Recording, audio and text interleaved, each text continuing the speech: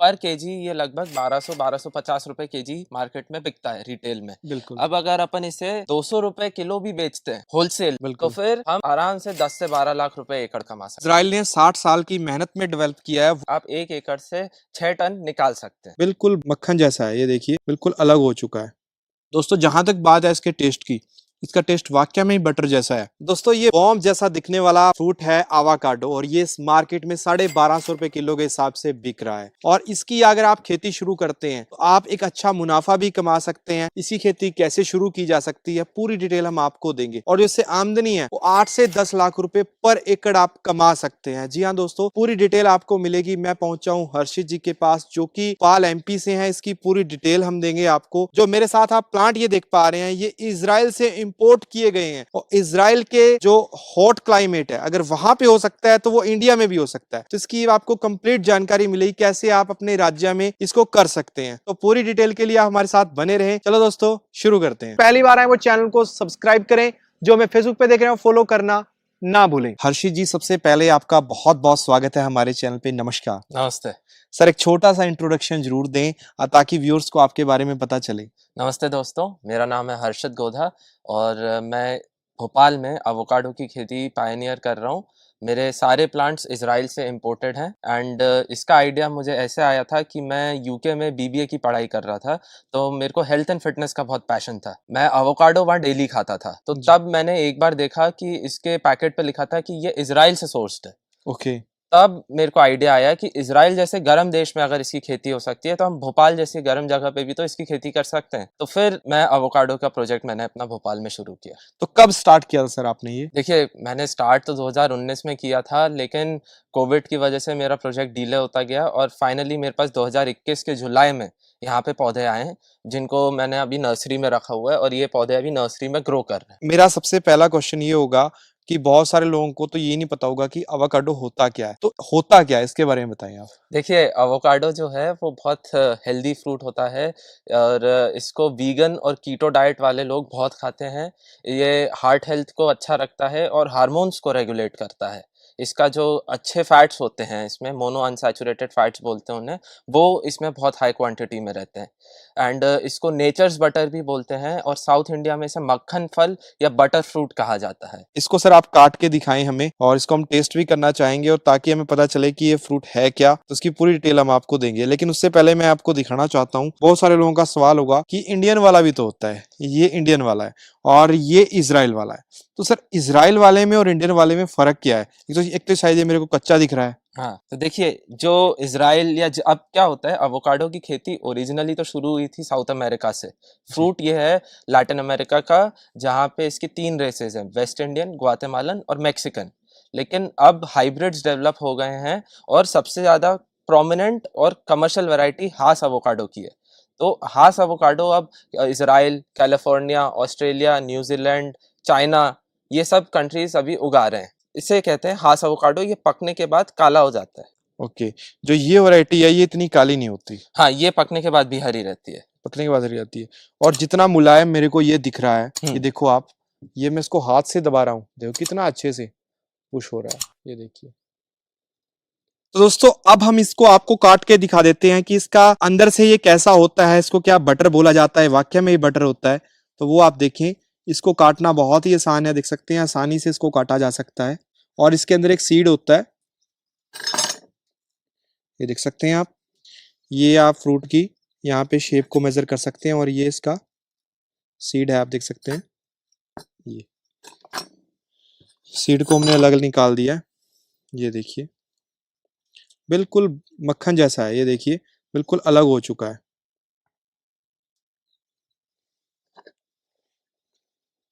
देख सकते हैं इसको आसानी से ऐसे खाना बहुत ही आसान है, जैसे हम अंगूर को आसानी से खा सकते हैं, तो इसको भी आसानी से खाया जा सकता है काट के।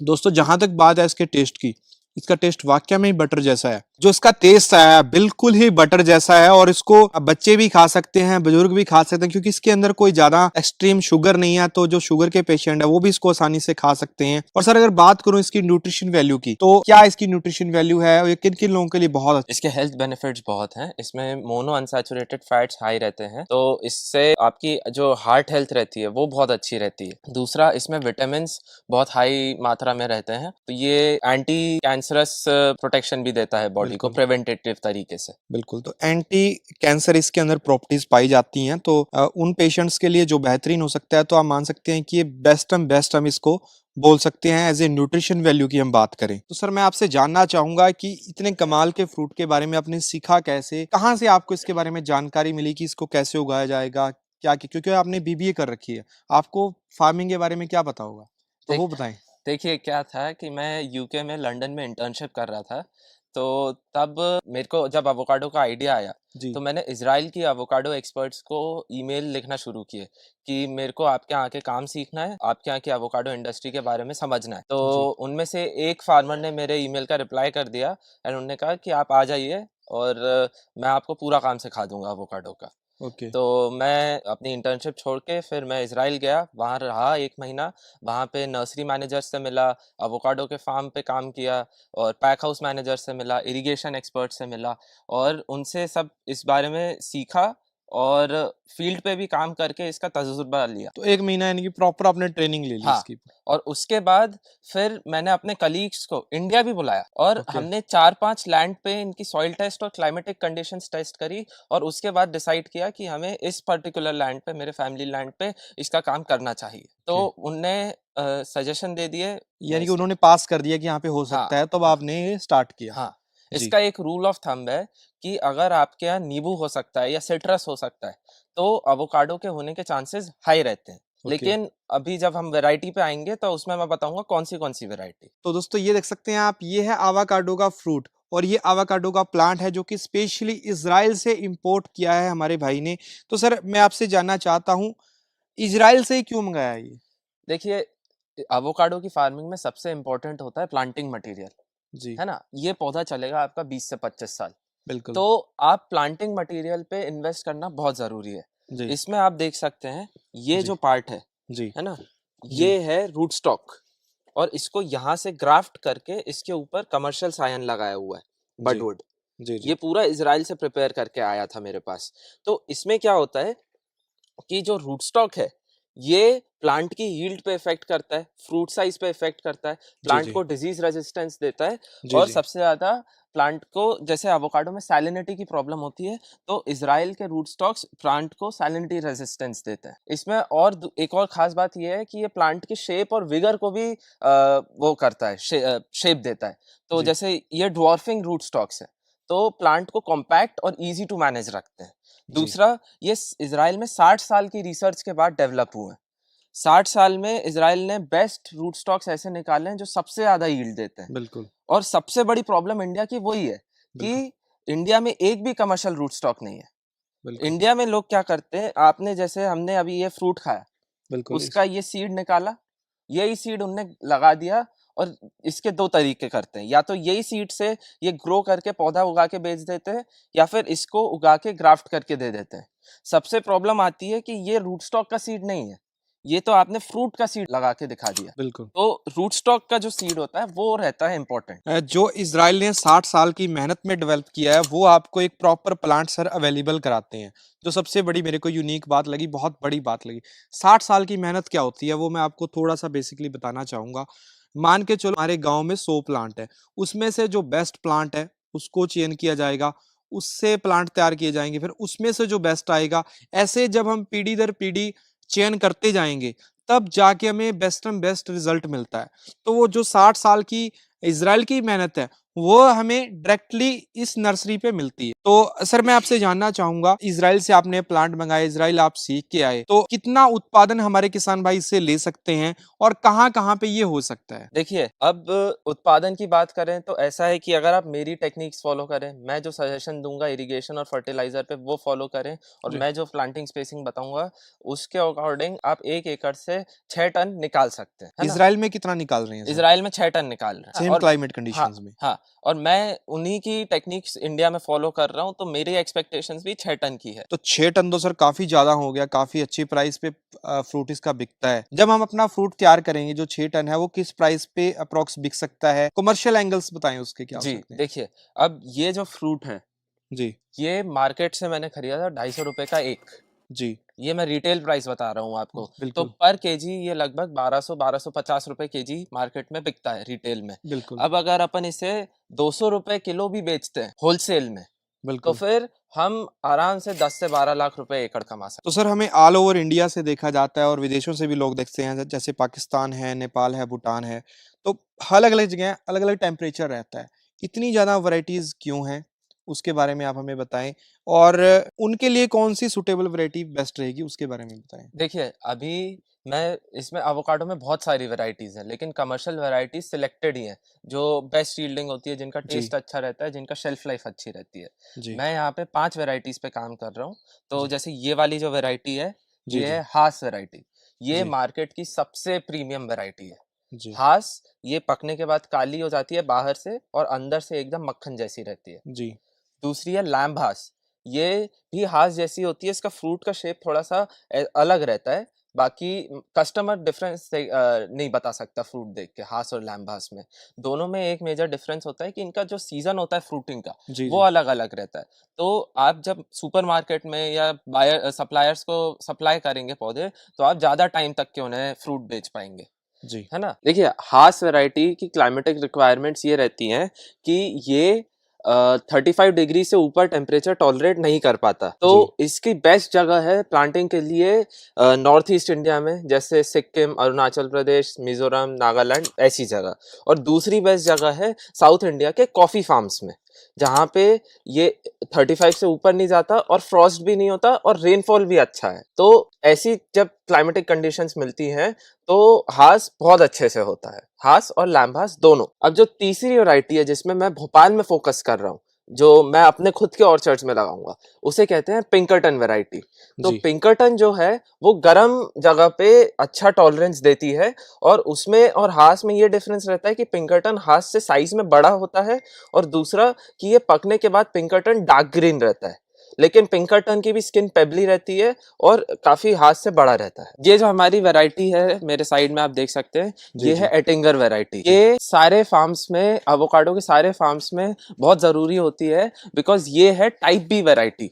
एंड टाइप बी वैरायटी का मतलब ये है कि जब इसका फीमेल फ्लावर ओपन होगा, तब बाकी दूसरी वैरायटीज का, ए वैरायटीज का मेल फ्लावर ओपन होगा, एंड वाइस वर्सा।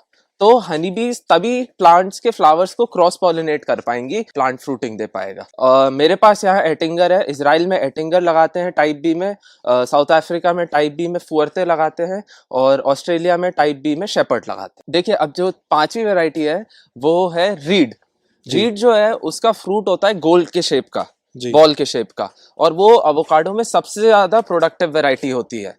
और इसका फ्रूटिंग बाकी वैरायटीज से थोड़ा अपोजिट रहता है, तो उससे आपको ऑफ सीजन में प्लांट की फ्रूटिंग मिलेगी और आप उससे ऑफ सीजन में प्रॉफिट निकाल पाएंगे। तो सर अगर हम बात करें जो ये फ्रूट है, इसके लिए मिट्टी कैसी चाहिए वो आप हमें बताएँ? देखिए, ये ज़्यादातर मिट्टियों पे हो जाता है, बस जी, एक जी, प्रॉब्लम है कि जी, मिट्टी वेल ड्रेन्ड होनी चाहिए, पानी मिट्टी में रुकना नहीं चाहिए। जो ओके, स्टैग्नेंट वाटर बोलते हैं, वो नहीं होना चाहिए। तो बिल्कुल, उसका एक सॉल्यूशन ये है, हमारे अभी ब्लैक कॉटन सॉइल है, जी, तो जी, हमने रेज़ बेड्स बनाए हुए हैं।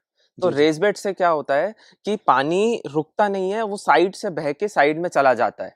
जी, और एवोकाडो की मैक्सिमम जो फीडर रूट्स होती हैं, वो जी, टॉप की लेयर पे ही होती हैं, जी। तो उससे फिर रेज़ बेड से वो प्रॉब्लम सॉल्व हो जाती है। तो दोस्तों ये इस तरीके से आप लगा सकते हैं आवाकाडो अपने खेत में। ये तो सर बात हुई मिट्टी की। अगर हम बात करें पानी की, तो पानी की क्या रिक्वायरमेंट चाहिए? कैसा पानी होना चाहिए? मीठा, खारा या क्या पीएच लेवल वगैरह होनी चाहिए सर? देखिए, एवोकाडो ऐसी क्रॉप है जिसको पानी की रिक्वायरमेंट हाई रहती है। जी, लेकिन जैसे साउथ इंडिया है जहाँ पे कॉफ़ी फार्म्स हैं, या फिर नॉर्थ ईस्ट इंडिया है, वहाँ पे नेचुरली रेनफॉल अच्छा है, तो वहाँ पे ज़्यादा दिक्कत नहीं आती। लेकिन भोपाल में जैसे हमारे यहाँ पानी, जिस लैंड पे हम हैं, इसमें पानी की थोड़ी कमी है। तो हमने, जैसे आप यहाँ देख सकते हैं, रेन वाटर हार्वेस्टिंग करके एक एकड़ पे तालाब बना के इसका पानी स्टोर करते हैं बारिश में। और इसकी तालाब की कैपेसिटी है 1 करोड़ लीटर। और हमें रिक्वायरमेंट रहती है भोपाल के टेम्परेचर के हिसाब से 20,000 लीटर पर एकड़ पर डे गर्मी के सीज़न में। बाकी तो कम वाटर से हो जाएगा, लेकिन गर्मी के सीज़न में मैक्सिमम रिक्वायरमेंट रहती है। तो सर मैं जानना चाहता हूँ, अगर हम ऐसा आवाकाडो का प्लांट अगर हम लगाना चाहते हैं, लेना चाहते हैं, आपसे कॉन्टैक्ट कैसे कर सकते हैं? उसके बारे में बताएँ और आप कैसे लोगों से कनेक्ट करते हैं, उसके बारे में बताएँ? देखिए, अगर आपको प्लांट्स मेरे से खरीदने हैं तो आपको बुकिंग करनी पड़ेगी। आप मेरे को व्हाट्सएप पे मैसेज कर सकते हैं और प्लांट देने के साथ-साथ मैं आपको पूरी प्रोसेस में गाइड भी करूँगा। उसके लिए मेरा खुद का एक यूट्यूब चैनल है जिसका नाम है इंडो इज़राइल एवोकाडो। उस चैनल पे मैं अपना प्रोजेक्ट के बारे में तो डाल ही रहा हूँ, बाकी मैं एवोकाडो इंडस्ट्री के वर्ल्ड की एवोकाडो इंडस्ट्री के एक्सपर्ट्स से इंटरव्यूज़ करके वो इन्फॉर्मेशन आप लोगों से फ्री में शेयर कर रहा हूँ।